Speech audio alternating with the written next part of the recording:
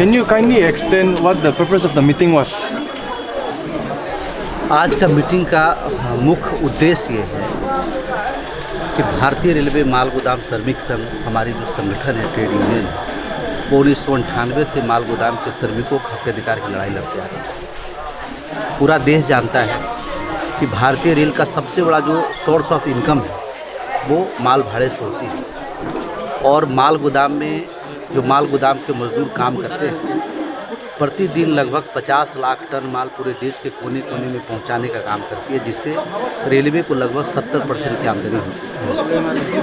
है। हमारे संगठन के राष्ट्रीय महामंत्री जी ने 1998 से इसकी लड़ाई लड़ने का काम किए और हिंदुस्तान में वो पहले व्यक्ति हैं जिसने माल गोदाम के हक अधिकार के बारे में सोचने का काम किया और उसकी लड़ाई लड़ने का काम किया। आज का मीटिंग दीमापुर में हमारे सभी माल गोदाम के अधिकारी से बैठक है। हम लोग पिछले 23 मार्च 2021 को हमारी भारत सरकार कैबिनेट के साथ बैठक हुई थी, जिसमें हमने माल गोदाम के श्रमिकों के बेहतरी के, उनको सही वेतनमान प्राप्त हो, उसको मेडिकल का सुविधा मिले, रेलवे कर्मचारी का दर्जा मिले, इन तमाम विषयों के साथ हमारी बैठक हुई थी मिनिस्ट्री ऑफ लेबर एम्प्लॉयमेंट के चेयरमैनशिप में। और उन्होंने ये जजमेंट किया कि भारतीय रेलवे माल गोदाम श्रमिक संघ जो डिमांड इस बैठक में रखी है वो बिल्कुल जायज़ है और माल गोदाम के श्रमिकों को उनका हक अधिकार मिलना चाहिए। उसके बाद भारत के श्रम मंत्रालय ने रेलवे माल गोदाम के श्रमिकों को ई श्रम पोर्टल में उसको स्थान देने का काम किया और हमारा जो 4 लेबर कोड श्रम कानूनों में संशोधन हुआ, उसमें माल गोदाम के श्रमिकों को जोड़ने का काम किया गया, जिससे कि उसको हक अधिकार प्राप्त हो सके। अभी पूरे देश में जो माल गोदाम है वहाँ पे किसी प्रकार की कोई सुविधा माल गोदाम के मजदूरों के लिए नहीं थी। हमने रेलवे बोर्ड के चेयरमैन रेल मंत्री जी के साथ लगातार बैठक करके हमने हर जोन को करोड़ों रुपया वहाँ भेजा गया है कि माल गोदाम पर पूरा इंफ्रास्ट्रक्चर तैयार किया जाए, माल गोदाम के श्रमिकों को रहने की व्यवस्था, उसकी सभी मूलभूत सुविधाएं, उनके लिए कैंटीन की व्यवस्था, तमाम चीज़ें, मेडिकल सब प्राप्त हो। और इसके लेकर के अभी 1 सप्ताह पहले हमारा NFR जोन के GM के साथ बैठक हुआ है। हमने पूरे NFR जोन के माल गोदाम का रिपोर्ट वहाँ पे सबमिट किया है और उन्होंने भरोसा दिया है कि अक्टूबर महीने तक में हम NFR जोन के माल गोदाम तक में सारा इंफ्रास्ट्रक्चर, माल गोदाम के श्रमिकों की सभी सुविधाएं उनको लागू करने का हम काम करें। इसी के उपलक्ष्य में आज दीमापुर में एक सफल बैठक है। मैं नागालैंड की धरती पर पहली बार आया हूँ और पहले बार आने के बाद मुझे ऐसा बिल्कुल महसूस नहीं हुआ कि मेरा पहला first time visit in Nagaland है। मुझे ऐसा लगा कि हमारा इतना बड़ा परिवार, जिस तरह से इन्होंने मुझे सम्मान दिया, इसके लिए मैं उनको धन्यवाद करता हूँ। और मैं आपको भरोसा दिलाना चाहता हूँ और मैं आपका भी अभिनंदन करता हूँ सभी मीडिया बंधु का कि आप इन माल गोदाम के श्रमिकों की आवाज़ बन करके जो आज उपस्थित हुए हैं, इसलिए हमारी संगठन आपका हार्दिक अभिनंदन करती है। दूसरा, आने वाले जो सत्र है उसमें हमारी लगातार पार्लियामेंट में रेल मंत्री के साथ, रेलवे बोर्ड चेयरमैन के साथ पॉलिसी बैठक है, जिसमें माल गोदाम के श्रमिकों को सही वेतनमान, रेलवे कर्मचारी की तरह इनको सभी सुविधा प्राप्त हो, उसे लेकर के हमारी बैठक चल रही है। पिछले सप्ताह भी रेलवे बोर्ड चेयरमैन के साथ बैठक हुआ है और मैं बहुत विश्वास के साथ ये कह सकता हूँ कि आने वाला दिन जो है माल गोदाम के श्रमिकों के लिए एक सुनहरा भविष्य बन करके उभरने का काम होगा। दूसरा, सबसे महत्वपूर्ण,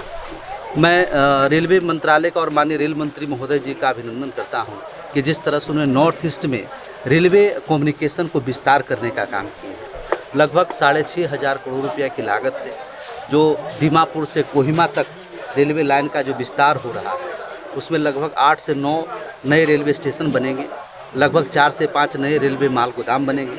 तो जो नए रेलवे माल गोदाम बनेंगे और जो माल गोदामों के लिए के हक अधिकार जो देने का काम हो रहा है, नागालैंड आने का मकसद यही है कि यहाँ के जो लोकल अस्थाई जो लोग हैं, अस्थाई हमारे युवा हैं, उनको संगठन में जोड़ा जाए और संगठन जोड़ने के माध्यम से उनको मेंबर बना करके और जो नए माल गोदाम बनने जा रहे हैं उनके लिए जो अपॉर्चुनिटी आ रही है, उनके लिए जो एम्प्लॉयमेंट हो रहा है, यहाँ के लोगों के वो रोज़गार मिले और यहाँ के लोग आगे बढ़ने का काम हो, वो सशक्त हों, आर्थिक रूप से मजबूत हों। इसी दिशा में हमारी आज बैठक थी और आप इस बैठक में आए, इन मजदूरों की आवाज़ बनने का जो आपने काम किया, इसके लिए मैं आपको हार्दिक अभिनंदन और थैंक यू आपको कहना चाहता हूँ। Thank you. मैं दीमापुर की इस ऐतिहासिक धरती पर मैं आपका हार्दिक अभिनंदन स्वागत करता हूँ। आप आपने जो मुझे प्यार और स्नेह दिया, मैं दीमापुर और नागालैंड राज्य में पहली बार हमारी आगमन हुई और इस पहली बार आगमन में मुझे बिल्कुल भी ऐसा महसूस नहीं हुआ कि मैं दीमापुर की धरती, नागालैंड की धरती, जो वीरों की धरती है, उसमें आज मैं पहली बार आया। मुझे ऐसा लगा कि मैं वर्षों से आप जिस तरह से मुझे आपने प्यार और सम्मान दिया, मुझे ऐसा लगा कि हम अपने परिवार में कुछ वर्ष पहले इनसे अलग हुए थे। आज पुनः आपके पास एकत्र होने का अपने परिवार से मुझे सौभाग्य मिला है। साथियों, हमारी बहन बता रही थी कि हमारी संगठन जो है, हमारे संगठन के राष्ट्रीय महामंत्री श्री अरुण कुमार पासवान जी, जो एफसीआई की लड़ाई लड़े थे, फूड कॉर्पोरेशन वर्कर्स यूनियन में वो कानून मंत्री के रूप में उनकी लड़ाई लड़ी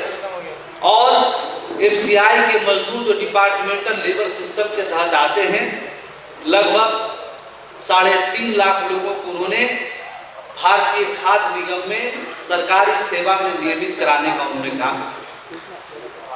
जब वो भारतीय खाद्य निगम के मजदूरों की लड़ाई लड़े और जब वो दौरा कर रहे थे, उस समय ही उन्होंने महसूस किया कि भारतीय खाद्य निगम के मजदूरों से कहीं ज्यादा मेहनत करने वाला, कहीं ज्यादा उसकी सबसे बड़ी योगदान, उसकी भूमिका अगर किसी की है, क्योंकि माल गोदाम पर जो सबसे पहले गेहूं, चावल, सीमेंट, खाद और तमाम खाद्यान्न सामग्री अगर कोई सबसे पहले अपने पीठ पर, अपने कंधे पर, चाहे वो चिलचिलाती धूप हो, कड़कड़ाती ठंड हो या मूसलाधार बारिश हो, दिन के 12 बजे हो या रात के 12 बजे हो, अपनी जान की परवाह न कर करके इस देश को और इस रेलवे को अगर सबसे बड़ा योगदान किसी ने देने का काम किया है तो हमारा भारतीय रेलवे माल गोदाम श्रमिक संघ के आप मजदूर भाइयों ने किया।